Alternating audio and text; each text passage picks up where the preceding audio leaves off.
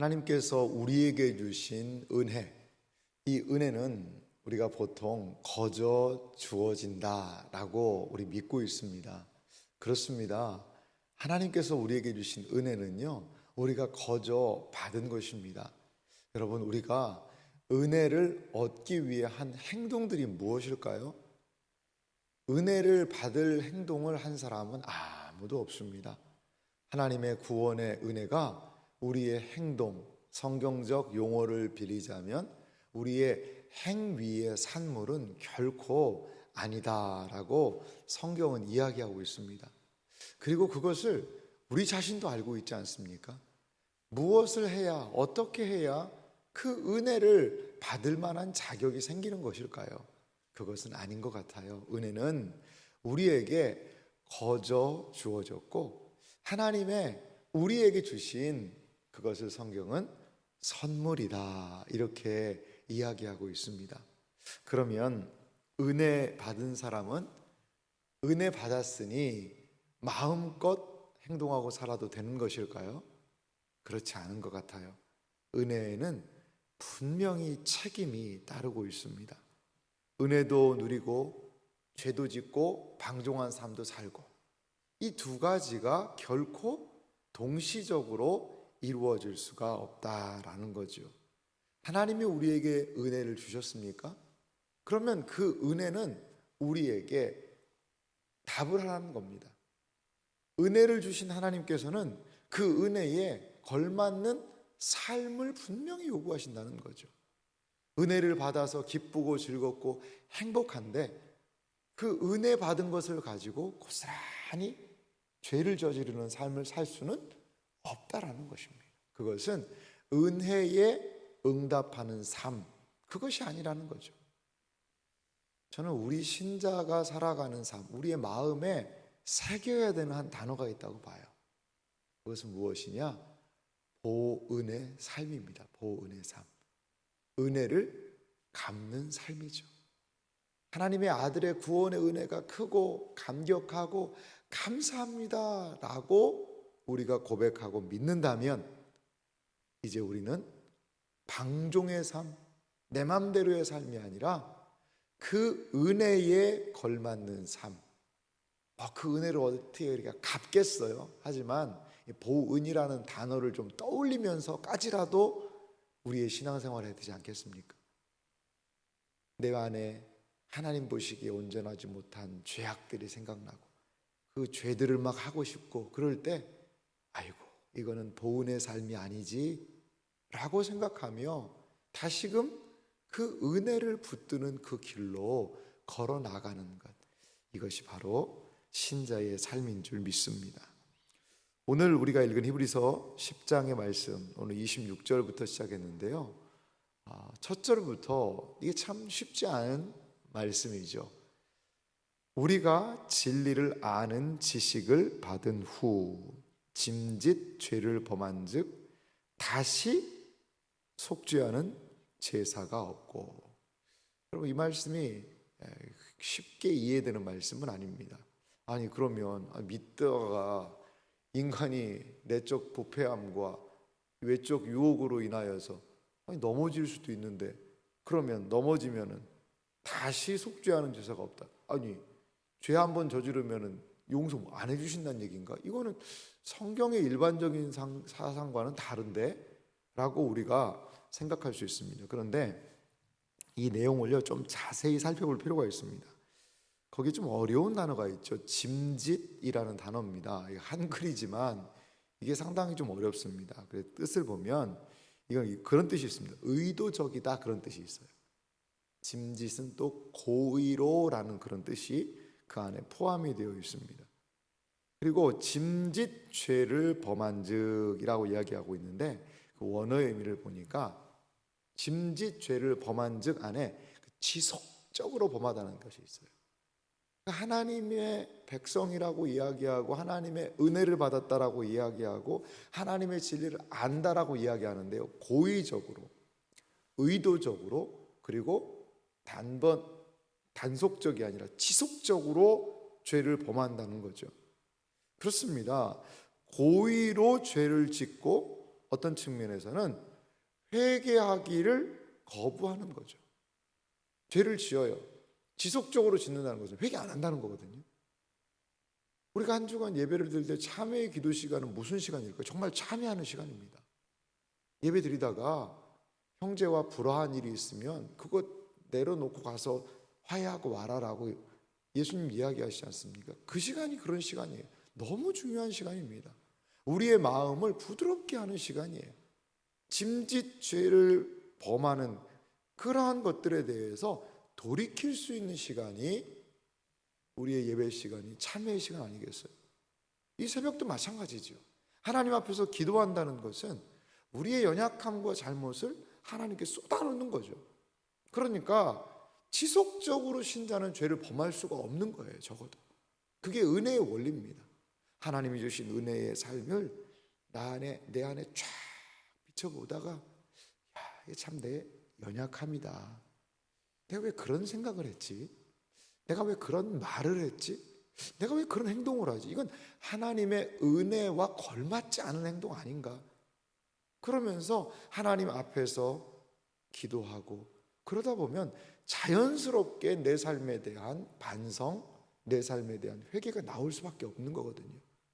그런데 고의적으로 죄를 범하고 계속 그 길로 가요. 회개 없는 삶입니다. 이런 사람들에게 있는 것이 무엇입니까? 그것은 하나님의 심판밖에 없다는 거예요.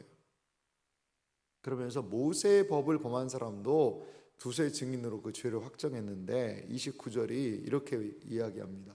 하물며 하나님의 아들을 짓밟고 자기를 거룩하게 한 언약의 피를 부정한 것으로 여기고 은혜의 성령을 욕되게 하는 자가 당연히 받을 형벌은 얼마나 더 무겁겠느냐. 너희는 생각하라.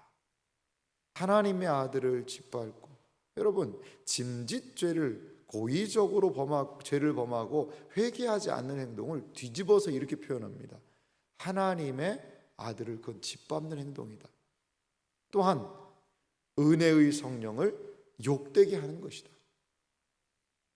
여러분 은혜 받는다는 것은요, 때로 어떤 측면에서는 참 두려움이 있습니다.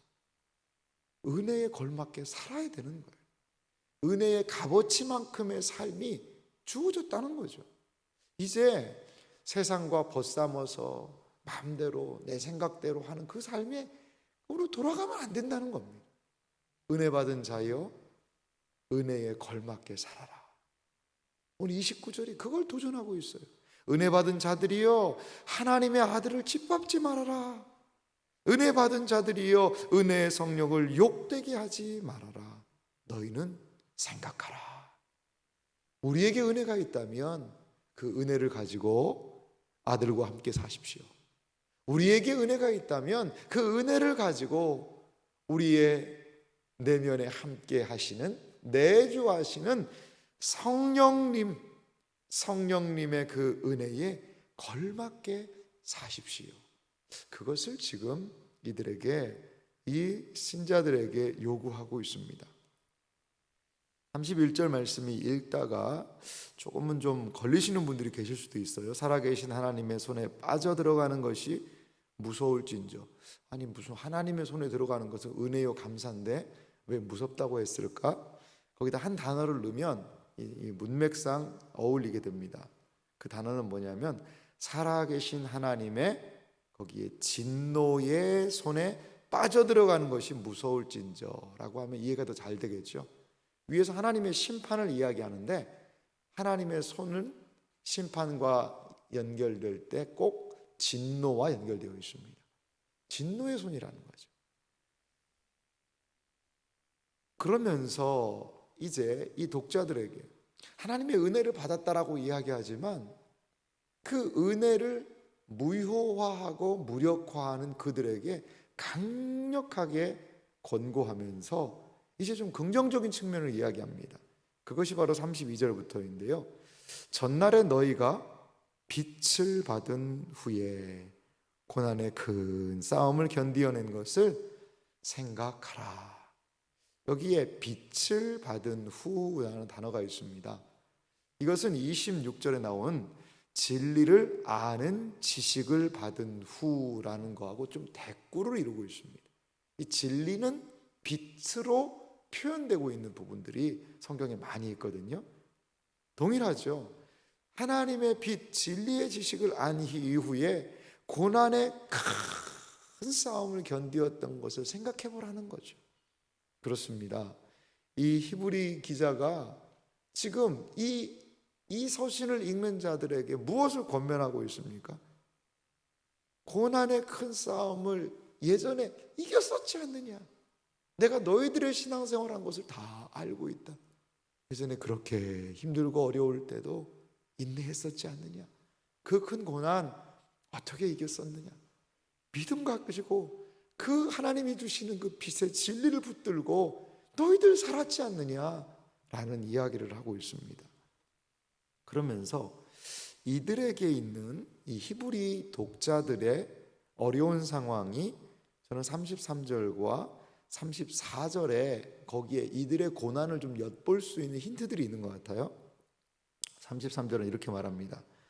혹은 비방과 환난으로서 사람에게 구경거리가 되고 혹은 이런 형편에 있는 자들과 사귀는 자가 되었으니 비방, 환난을 당했다는 거죠. 그래서 많은 사람들이 구경거리가 됐고요. 그리고 그런 구경거리가 되고 환난받은 자들과 신자들이 같이 사귀는 자, 그러니까 똑같은 그런 취급을 받았다는 거죠. 34절도요. 너희가 갇힌 자를 동정하고 소유를 빼앗기는 것도 기쁘게 당한 것은 더 낫고 영구한 소유가 있는 줄 알미라. 신앙생활을 하다가 이들에게 분명히 이런 어려움들이 있었어요. 소유도 빼앗기기도 하고 환난, 비방, 구경거리가 되기도 하고 갇힌 자를 동정하고 때로는 일부 성도들이 갇히기도 했던 것 같아요. 이러한 히브리 독자의 지금 어려운 상황이 있다는 거죠. 이게 현실적인 어려움이죠. 그 현실적인 어려움을 이기는 힘은 어디 있을까요? 여러 가지가 있을 수 있겠죠. 하지만 이 히브리서를 기록한 저자가 그들에게 이 현실적인 어려움을 이길 수 있는 힘을 무엇이라고 얘기하느냐? 그게 바로 32절이에요. 전날에 너희가 빛을 받은 후에 고난의 큰 싸움을 견디어낸 것, 그것을 생각하며 과거에 그것을 생각하며 현재를 인내해 보자는 거죠. 현재를. 사랑하는 성도 여러분, 그렇습니다. 우리의 현실이요, 때로 버거울 때가 있어요. 어려울 때가 있어요. 그럴 때마다 예전에 신앙생활 했던 것을 좀 소환하고 추억해 보십시오. 야, 그때 이거보다도 더 힘들고 어려웠었는데 내가 그때 정말 기도하면서 밤을 새워가며 처리하고 하나님 앞에 메어 달리면서 그 문제 해결함 봤었는데 내가 지금 뭐 하고 있는 거지? 이 정도 고난 이거 아무것도 아니지 않나? 내 믿음 너무 약해진 거 아니야? 주여 믿음을 더딥혀 주시고 예전에 그 어려움 속에서도 하나님 찾았듯이 이번도 승리하게 하소서. 지금 이렇게 하자는 겁니다. 지금 이렇게 하자는 거예요. 사랑하는 성도 여러분, 지금 또한 나에게 온 고난을 감당해내고 이겨야 되는 이유는 무엇일까요? 지금의 고난을 감당하고 이겨내야 되는 그 이유는 무엇일까요? 지금의 고난을 감당하며 이겨낸 그것이 앞으로 장래에 만나게 될 고난을 이길 또한 힘을 줄 수 있는 거예요. 힘을 줄 수 있는 거예요. 지금의 믿음은 지금의 믿음만이 아닙니다. 앞으로 장래에 흔들리는 나를 잡아줄 수 있는 중요한 이정표가 될 수 있다는 거죠. 이정표가 될 수 있다는 거죠. 청년들과 좀 사역을 하면서 참 자주 나눴던 이야기가 그겁니다. 이 청년들은 잘 흔들리거든요. 반응이 빠른 측면도 있지만 또 반응이 너무 빨라가지고 그냥 막 잠수 타고 안 보이는 그런 지체들이 있어요. 막 은혜 받았다고 막 저기 달려다니던 지체들이 안 보여서 어디 갔냐고 보면 뭐 힘들어가지고 잠수 탔다는 거예요. 연락도 안 된다는 거예요. 그러니까 막 올라갔다 내려갔다 이게 많이 합니다. 그럼 이제 어떻게든 찾아가죠. 찾아가서 권면을 하고 그러면 어려움이 있어요. 꼭 제가 그런 권면을 했습니다. 네 삶에 앞으로 이거보다 더 많은 어려움이 온다. 근데 이거를 믿음으로 한번 이겨보자. 그러면 앞으로 이거보다도 더 큰 문제를 만났을 때 이게 너의 환난을 대처하는 좋은 이정표가 될 수 있다. 환난의 이정표가 될 수 있다. 이거 한번 우리 같이 만들어 보자. 그래서 달래고 얼러서 또 믿음의 자리에 놓고 그렇게 해서 또 그럼 하나님이 은혜 주시거든요. 그래서 또 살아나고. 이것이 신자의 삶 아닐까요? 그러면서 35절은 우리에게 이렇게 권면하고 있어요. 그러므로 너희 담대함을 버리지 말라. 이것이 큰 상을 얻게 하느니라. 이 담대함의 실체는 무엇일까요? 그 다음 줄이 연결해 주고 있어요. 너희에게 인내가 필요함은 너희가 하나님의 뜻을 행한 후에 약속하신 것을 받기 위함이라. 여러분, 인내에는요, 저는 담대함이 필요한 것 같아요. 인내하기 위해서는, 끝까지 참기 위해서는 그냥 안 돼요. 용기가 있어야 돼요. 하나님이 주신 뜻, 세상 사람들은 이 말하고 저 말하고 이렇게 한다 저렇게 한다 하지만 우리가 끝까지 인내하기 위해서는 용기가 필요합니다. 담대함이 필요합니다. 그 담대함은 우리에게 큰 상을 허락하실 것이고 하나님의 약속하신 것에 대한 성취, 그것을 우리로 하여금 맛보게 한다는 것이죠. 맛보게 한다는 거예요. 우리를 인내로 이끄는 것은 무엇입니까? 39절이에요. 우리는 뒤로 물러가 멸망할 자가 아니요 오직 영혼의 구원함을 이루는 믿음을 가진 자니라. 우리를 인내하게 하는 것, 우리를 담대하게 하는 것, 그것의 실체가 무엇일까요? 그것이 바로 믿음이라는 것입니다. 사랑하는 성도 여러분, 우리가 새벽마다 무엇을 기도해야 될까요? 시련이 많고 환난이 심하다. 그 환난과 시련 주여 물리칠 수 있도록 물러가도록 도와주세요. 이 시련의 터널이 언제 끝날까요? 라고도 기도해야 되겠지만 오늘 본문을 따라가 보면 무엇을 기도해야 될까요? 주여 인내하게 하소서. 인내할 수 있는 담대함을 허락하소서. 인내와 담대함의 근원인 주여 믿음을 더딥혀 주옵소서. 이것이 우리 신자의 바른 기도가 되어야 할 줄 믿습니다. 그렇습니다. 결국 신자의 모든 문제는 믿음으로 귀결하는 것입니다. 여러분, 우리에게 믿음이 있습니까? 우리에게 과연 하나님이 허락하신 믿음이 있습니까? 믿음이 있다면 시련 속에서도 인내하게 될 줄 믿습니다. 믿음은 우리에게 인내를 허락하고 그 하나님의 뜻을 끝까지 붙잡게 한다는 것이지요. 그러면 이 믿음이란 무엇일까요? 어떻게 우리는 믿음에 동참하게 될까요? 이제 내일부터 있는 히브리서 11장이 우리를 그 믿음의 삶으로, 믿음의 길로, 믿음의 수많은 증인들을 소환해서 우리에게 믿음의 삶을 권면하고 있다는 것입니다. 사랑하는 성도 여러분, 히브리서를 받아든 많은 성도들에게는 어려움이 있었어요. 현실적인 어려움이 있었습니다. 유대교에 대한 그런 어려움, 유대교의 신앙으로 다시 돌아가야 되는가, 배교의 그런 어려움도 있었고요. 그 모든 것들을 이길 수 있는 가장 강력한 힘을 하나님은 이미 우리에게 주셨다는 거죠. 믿음이 약해지지 마시기 바랍니다. 굳은 믿음을 가지시기 바랍니다. 주님을 붙들고 오늘 이 새벽도 기도할 수 있는 믿음의 사람들이 되시기를 주님의 이름으로 축원합니다.